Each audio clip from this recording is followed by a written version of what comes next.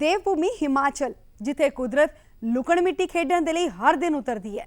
ਪਰ ਸਮੇਂ ਦੀਆਂ ਸਰਕਾਰਾਂ ਨੇ ਇਸ ਦੇਵਭੂਮੀ ਨੂੰ ਇਸ ਕਦਰ ਰੋਲ ਕੇ ਰੱਖ ਦਿੱਤਾ ਹੈ ਕਿ ਇੱਥੇ ਵਸਦੇ ਲੋਕਾਂ ਦੀ ਵਸੋਂ ਤੇ ਹੀ ਖਤਰਾ ਮੰਡਰਾ ਚੁੱਕਿਆ ਹੈ। सूबे दे विच चल रही बिजली परियोजना ने बेहद खूबसूरत किन्नौर इलाके नूं दरकाना शुरू कर दिता है। कई पिंड जमीन दोज हो रहे ने, नदियां खत्म हो रही ने ते वातावरण खतरनाक करवट लैके हर दिन स्थानक लोकां नूं डरा रहा है। ते इस ते आधारित है अज दी खास पेशकश गरकदा किन्नौर, दोषी कौन।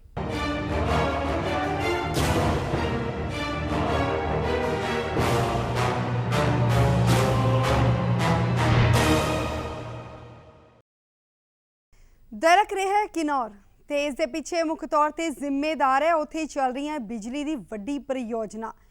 ये योजनावां सरकार दे वल्लों मिथे मापदंडां नूं तोड़ के सिरे चाड़ियां जा रही ने, जिसका नतीजा किन्नौर दे लोकां नूं भुगतना पै रहा है।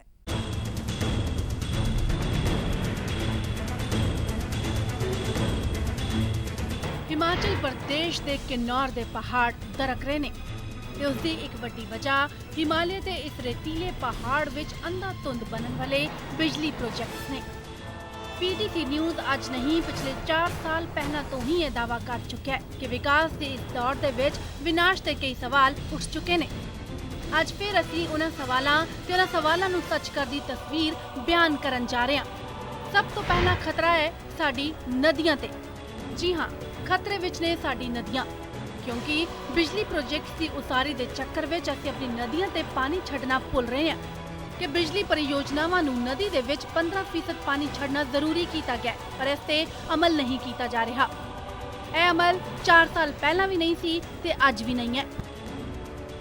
मेरे ठीक पीछे आप देख सकते हैं देश की सबसे बड़ी चालू जल विद्युत परियोजना 1500 मेगावाट की सतलुज जल विद्युत परियोजना का यह है वो डैम साइट जो नाथपा में बना है। लेकिन इसी डैम साइट से अगर पानी छोड़ने की बात है तो आप तस्वीरों में देख सकते हैं कि पानी डैम साइट से बिल्कुल नहीं छोड़ा जा सकता है। थोड़ा बहुत ये जो पानी यहाँ पर निकलता दिखाई दे रहा है, ये हिमाचल प्रदेश राज्य विद्युत बोर्ड का जो भाभा प्रोजेक्ट है उसका पानी है, जो इस सतलुज जल विद्युत नदी में अभी आपको जाता दिखाई दे रहा है। यानी अगर 15% पानी छोड़ने की शर्त को देखा जाए तो ये पानी जो सतलुज नदी में बह रहा है वो भाभा विद्युत परियोजना का है, ना कि सतलुज जल विद्युत परियोजना का, क्योंकि डैम साइट से यहां से सभी का सभी पानी सीधे तौर पर टनल से सीधा 1500 मेगावाट के विद्युत उत्पादन के लिए चला जाता है और रह जाता है सतलुज में ना कहने लायक पानी। साल 2009 नवंबर महीना उस वेले भी असी यह मुद्दा चुकिया सी कि 1500 मेगावाट सतलुज जल बिजली परियोजना दा नाथपा डैम साइट दे विच सतलुज विच पानी नहीं छड्डिया जा रहा। सरकार कहती है हिमाचल में बनने वाली जल विद्युत परियोजनाओं से नदियों के अस्तित्व को कोई खतरा नहीं, लेकिन हम कहते हैं हेडरेस टनल में जब ये पानी इन जल विद्युत परियोजनाओं का जाएगा तो नदियों के अस्तित्व का खतरा जरूर मंडराता नजर आएगा। भविष्य इन नदियों का काफी ठीक नहीं है, अच्छा नहीं है। मेरे ठीक पीछे आप देख सकते हैं यह है नाथपा झाकड़ी जल विद्युत परियोजना 1500 मेगावाट की, उसका डैम साइट। डैम साइट तक अगर आप देखेंगे तो सतलुज नदी में पानी भरपूर है, लेकिन इसी डैम साइट से आगे अगर आप देखेंगे जहां से हेडरेस टनल सतलुज जल विद्युत परियोजना की नाथपा में शुरू होती है, पानी गुम होता नजर आता है। यानी वो खतरा बरकरार यहां पर है। उस वेले कड़छम वांगटू बिजली परियोजना का निर्माण अधूरा सी, आज यह मुकम्मल हो चुका है। पर आज साल 2013 अक्तूबर महीना एक सुरंग दे विच धसदी जा रही है साडी सतलुज, क्योंकि मिथ्या गया पानी नहीं छड्डिया जा रहा। 15% पानी छोड़ने का सख्त कानून, लेकिन तस्वीर फिर भी विद्युत परियोजनाओं की बदलती नहीं दिखाई दे रही है। आज हम फिर ठीक उसी जगह पर हैं जहां पिछले कई वर्षों से हम आपको उसी तस्वीर को दिखाने की कोशिश करते रहे हैं। मैं हूं नाथपा में, जहां सतलुज जल विद्युत परियोजना का पूरा अपना डैम साइट है और आप देख सकते हैं यहां पर सतलुज नदी दिखाई दे रही है, लेकिन सतलुज नदी में पानी इतना है कि आम आदमी भी पैदल इस नदी को पार कर सकता है। उस सतलुज नदी को, जिसको फास्टेस्ट रिवर के तौर पर हिमाचल प्रदेश की 5 नदियों में से एक माना जा सकता है।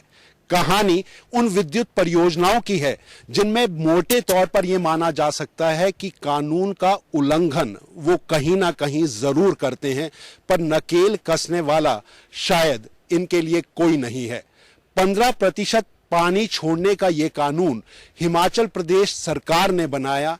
केंद्र सरकार इसे अमल में लाने की लगातार बात करती है, लेकिन विद्युत परियोजनाएं ये शर्तें माने ऐसा कहीं दिखाई नहीं दे रहा।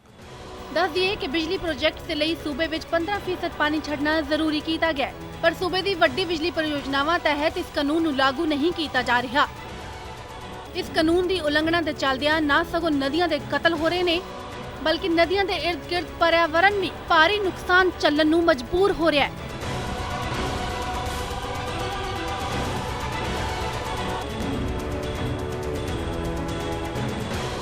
ਕਿਨੌਰ, ਜਿੱਥੇ ਕਦੇ ਬਰਫ਼ਬਾਰੀ ਹੀ ਹੋਇਆ ਕਰਦੀ ਸੀ, ਅੱਜ ਉੱਥੇ ਬਾਰਿਸ਼ਾਂ ਦਾ ਦੌਰ ਇੰਨੇ ਖਤਰਨਾਕ ਤਰੀਕੇ ਦੇ ਨਾਲ ਚੱਲ ਰਿਹਾ ਹੈ ਕਿ ਕਈ ਘਰ ਤਬਾਹੀ ਦੀ ਕਗਾਰ ਤੱਕ ਪਹੁੰਚ ਚੁੱਕੇ ਨੇ।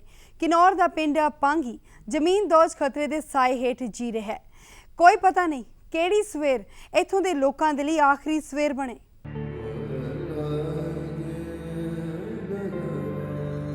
हिमाचल के किन्नौर के पांगी पिंड के कई परिवार डर के साए विच जीण नूं मजबूर ने।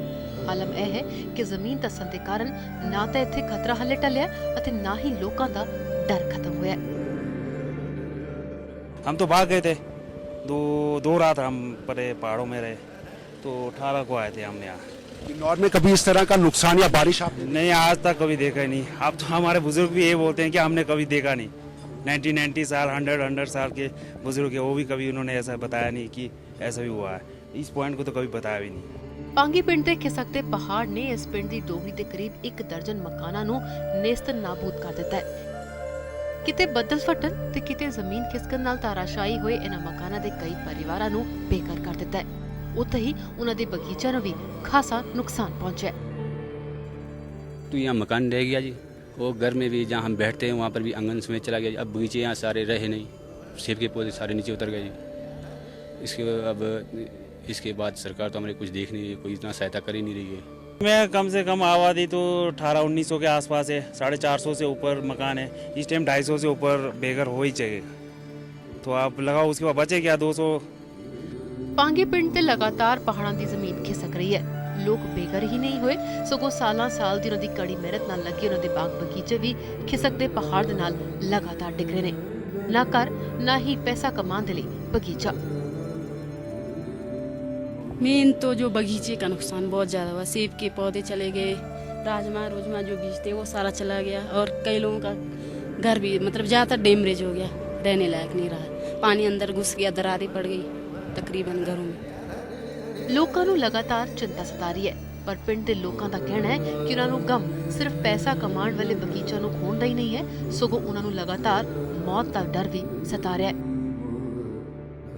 अभी भी जब बारिश होती तो वैसा ही डर फिर लगता है, क्योंकि इससे पहले कभी हुई नहीं थी ऐसी बारिश। पहली बार ही हो रहा है ऐसे, बहुत साल पता नहीं हमारे पूर्वजों ने भी शायद ऐसी बारिश देखी नहीं थी।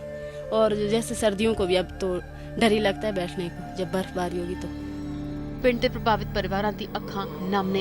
अगली सवेर वो देखणगे जां नहीं, इस डर नाल रातां कटदियां नहीं कटदियां। किन्नौर के इस पांगी गांव में जिस तरीके का खतरा बरसात ने ढाया है, जिस तरीके से यहाँ पर मकानों को खतरा हो गया है, जीवन को खतरा हो गया है, पांगी के इन निवासियों का कहना है जान रहेगी तो सब कुछ सलामत रहेगा। नुकसान चाहे ज़्यादा बड़ा हो, सरकार चाहे इस तरफ अभी नहीं देख रही है, लेकिन जान बचाने की इनकी अपनी तरफ से कवायद जारी है। पांगी पिंड ते सड़क ते पहाड़ां दे लई लोग हुण सिद्धे तौर ते बिजली परियोजनावां नूं जिम्मेवार दस रहे ने। पांगी पिंड दे ठीक नीचे कशांग बिजली परियोजना दे लई टनल खोदी गई है। इस टनल नूं लैके पीडीसी न्यूज़ लोकां दी डर दी खबर 4 साल पहला ही विखा चुक्या है अते हुण लोग फिर इस नूं इक वड्डा खतरा दस रहे ने। पर ना ही सरकार अते ना ही प्रशासन इस दे नाल इत्तेफाक रख रहा है।